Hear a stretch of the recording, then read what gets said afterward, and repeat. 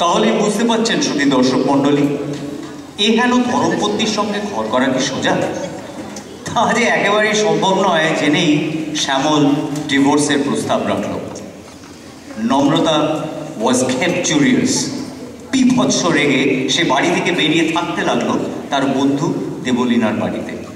তবে হ্যাঁ, যাওয়ার আগে সে শাসিয়ে লাউডলি এবং ক্লিয়ারলি জানিয়েও দিয়ে গেল শ্যামলকে সে ডিভোর্স তো দেবেই না, উপরন্তু আর একটা বিয়েও সে করতে দেবে না।